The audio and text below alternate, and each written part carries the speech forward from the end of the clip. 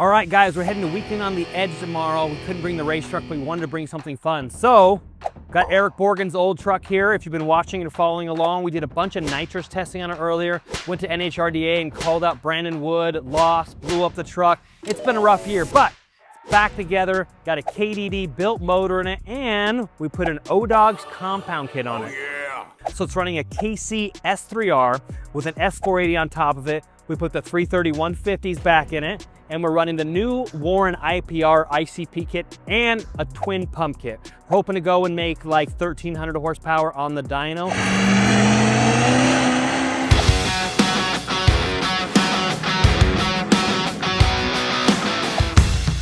We are here in Ogden, Utah with Jacob White at the Edge facility, checking out the new CTS3 Evolution by KC Turbos. We're gonna give you a little tour of where it's made, how it's made, and some of the cool stuff that Edge puts into every single one of their products. Jacob's gonna give us a little bit of tour, and we'll walk you through their warehouse, their production, their manufacturing, even down to their boxing. It's just all incredible. Everything is top notch, and above and beyond is what they do here. All right, what's going on here? What's this area? So this is our main production area. We've got a bunch of different lines for production. So we've got a team of production workers that can build something different on each one of our lines.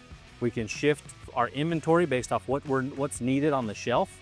And it's not a big secret that Edge is a small part of a much larger tuning group. So you guys get to share a lot of resources, a lot of dyno time, a lot of the research and development costs to bring the best products to the market by sharing a lot of those resources. So yeah, under the Holley umbrella, we've got a bunch of different brands that all work with the tuning specific. So our domestic tuning group within Holley, we've got Edge, Super Chips, Diablo Sport, and our range technology brands, and all of those productions, engineering, development, shipping, all that stuff is done out of this facility. So we have shared engineering resources, shared production resources, so we can streamline everything as best we can and allow us to offer the best products, quick to market, and keep stuff in stock and have a quick turn in inventory. So we're blessed with products that allow us to turn inventory really quickly.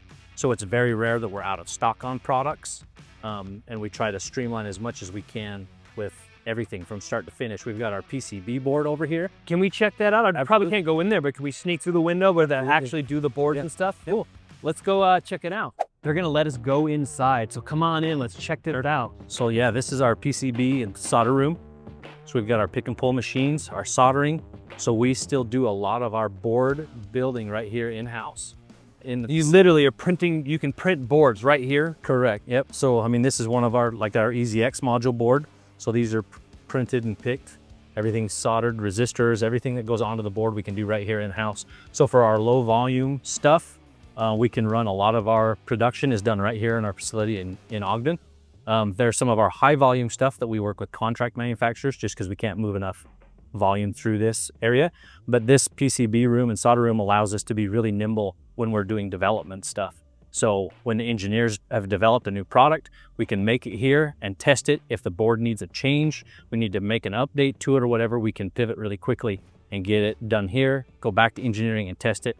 And then for our first little bit of production, if we need to make changes as we start getting out into the field, this room allows us to do all of that. Really. And when you say engineering, you're literally talking, you guys spend a lot of time on the dyno, in these trucks, on these cars, like not just building the product, but you test it here. Absolutely. Can we see like where the dyno is? And it is pretty common to have a vehicle on each dyno almost every day of the week. So we get out of our production area, everything is done and produced, everything's packaged, and then all of our raw or our finished goods go onto these shelves. So these are all in stock, ready to ship. This is product on the shelf ready to go out the door to consumers. How quick do you move some of this stuff? I mean, does some of this stuff sit a while? It varies drastically. Some of these parts we might only sell a couple a month. Some of these we'll sell a couple of hundred in a day. Our Insight is obviously what we're known for. So we have 3 full shelves of Insights. This could be full in the morning and all 3 shelves could be empty by the end of the day. Yeah, we got our KC tuner units over here. Yeah. Look, check this out. Old box, new box. Woohoo! This is the super fun and exciting part of the warehouse where we keep all of our raw goods. So these are all the pieces that go into products to build finished goods. So we've got wiring harnesses or accessories, or, you know, one of these pallets might just be full of zip ties. Oh, you've got a car on the dyno? Sorry. Sorry, guys. That's kind of lame. The 340X drive. Now you have 3 different dyno rooms, but this one's extra special, Yeah, right? I just finished this one about 1.5 years ago. This is our new emission cell. So we do all of our in-house emissions testing right here in this dyno. All-wheel drive, that front roller is adjustable, so we can move it for different wheelbases. Oh, wow. So we had a Bronco in here. We were getting ready to release our module for the Broncos. And so because we had the Bronco on there, we were curious and we actually tested the Bronco in 4-wheel drive and 2-wheel drive just to see the difference. I was just going to ask. There was. What was the Through difference? the ground, you're asking a lot of my memory. Like 5%, 10%, or It was more than I expected it to be. I think it was like closer to 15% of difference. 15%. I've always wondered how big of a difference there is. But there's other questions with that application. Is there more torque management when it's in the transfer case is in 4 high? You know what I mean? Like there could be all sorts of stuff going on. You're also spinning a second roller, not just the drivetrain. Yep. Yeah. So either way, kind of fun. Have the all-wheel drive dyno, all of our emissions equipment, so we can do our in-facility testing. All of our modules we go to carb with to get carb EOs, but with this facility we're able to test with carbs tests under the same process like SEMA Garage uses.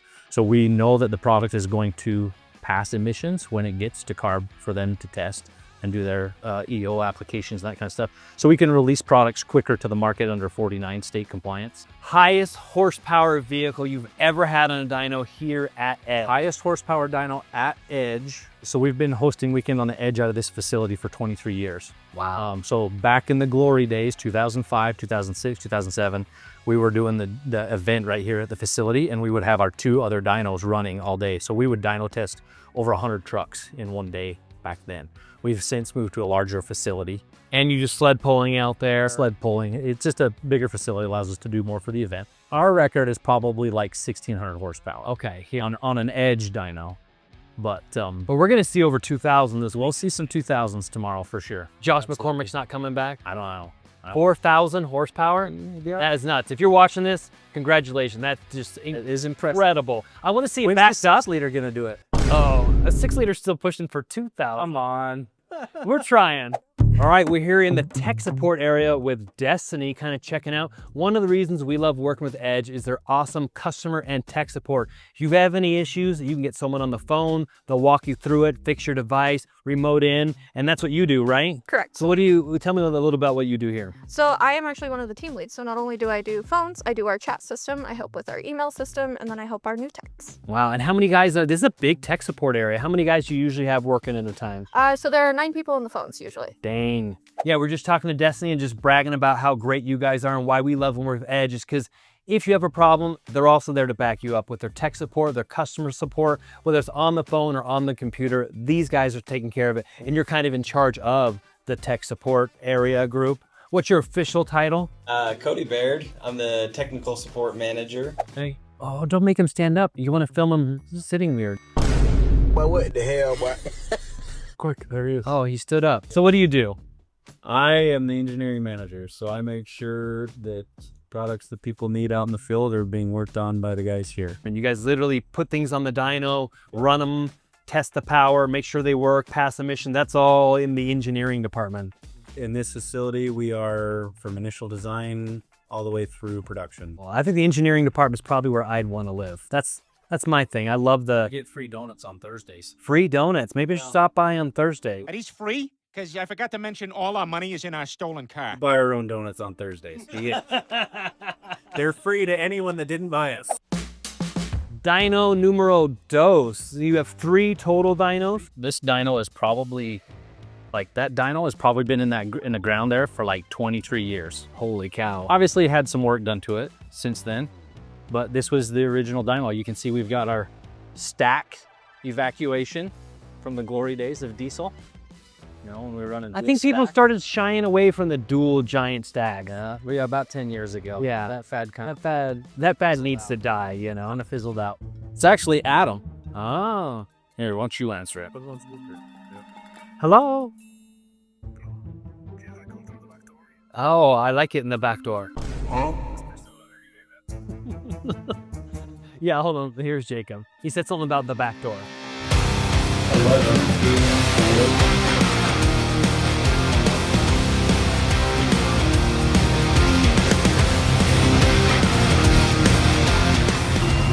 the bottles.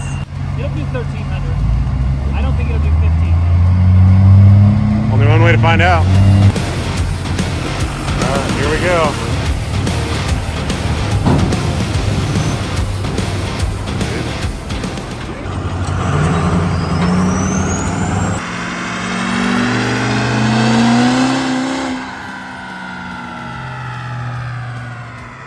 $13.70. There we go.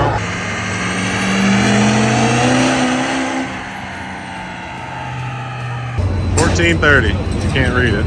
Hey Charlie, good job. What was it, 14 something? $14.30 and $2,000. 1,500 I won. It was close enough.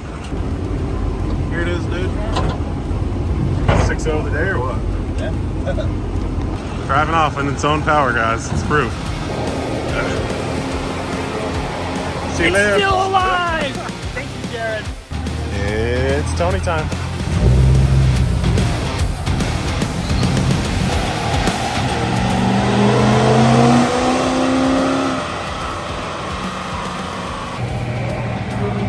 $12.47.